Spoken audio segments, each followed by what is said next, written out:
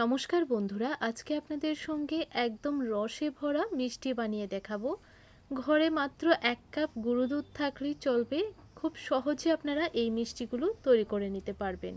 আর দেখুন কতটা পারফেক্ট হয়েছে, ভেতরে কিন্তু একদম রসে ভরা। কিভাবে এই মিষ্টিগুলো বানিয়েছি পুরো ভিডিওটা না দেখলে কিন্তু একদমই বুঝতে পারবেন না। চলুন তাহলে রেসিপিটি দেখে নেওয়া যাক। প্রথমে একটা বাটির মধ্যে নিয়ে নিচ্ছি একটা মেজারিং কাপ মেপে 1 কাপ গুঁড়ো দুধ। সেম কাপ দিয়ে নিয়ে নিচ্ছি 1 কাপ ময়দা। হাফ টিস্পুন দিয়ে দিলাম বেকিং পাউডার, আর হাফ টিস্পুনের থেকেও কম দিয়ে দিলাম বেকিং সোডা। এখন শুকনো অবস্থায় খুব ভালো করে মিশিয়ে নিতে হবে। অবশ্যই আপনারা ভালো করে শুকনো অবস্থায় মিশিয়ে নেবেন। তারপর দিয়ে দিচ্ছি 2 টেবিল স্পুন ঘি।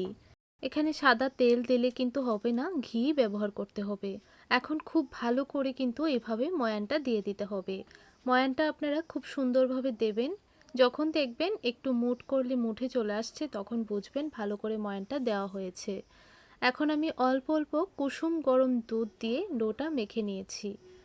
তো ডোটাকে আমি 10 মিনিট রেখে দিয়েছিলাম, খুব ভালোভাবে কিন্তু সেট হয়ে গেছে। এখন এখান থেকে আমি অল্প অল্প মিশ্রণ হাতের মধ্যে নিয়ে এইভাবে গোল বলের মতো করে বানিয়ে নিচ্ছি। তারপর এইরকম একটা শেপ দিয়ে দিলাম। আপনাদের পছন্দ অনুযায়ী আপনারা যে কোনো শেপে মিষ্টিগুলো বানিয়ে নিতে পারেন। এই দেখুন সবগুলো বানানো হয়ে গেছে। এখন এগুলোকে ভেজে নেব। তার জন্য একটা ফ্রাই প্যানের মধ্যে সামান্য একটু তেল হালকা গরম করে নিয়েছি। তেলটা কিন্তু খুব বেশি গরম করবেন না, একদম হালকা গরম করে মিষ্টিগুলো দিয়ে দেবেন। তো কিছুক্ষণ সময় এইভাবেই রেখে দিয়েছিলাম। যখন দেখবেন একটা পিঠ হালকা কালার চলে এসেছে, তখন আপনারা উল্টিয়ে দেবেন। গ্যাসের ফ্লেমটা একদম লোতে রেখে ভাজবেন, তাহলে দেখবেন খুব সুন্দর কালার আসবে। আর উপরটাও ভালোভাবে ভাজা হবে, ভেতরটাও কিন্তু খুব সুন্দরভাবে ভাজা হবে। তো দেখুন বন্ধুরা, কিছুক্ষণ সময় নিয়ে সবগুলো মিষ্টি ভেজে নিয়েছি। এখন তেল থেকে ছেঁকে নামিয়ে নিচ্ছি। সবগুলো মিষ্টি আমি একসঙ্গে ভেজে নিয়েছি। এখন এই মিষ্টিগুলোকে চিনির শিরার মধ্যে দেব। তার জন্য একটা কড়ার মধ্যে 1 কাপের মতো চিনি দিয়ে দিলাম। যতটুকু চিনি দিয়েছি সমপরিমাণ জল দিয়ে দিলাম।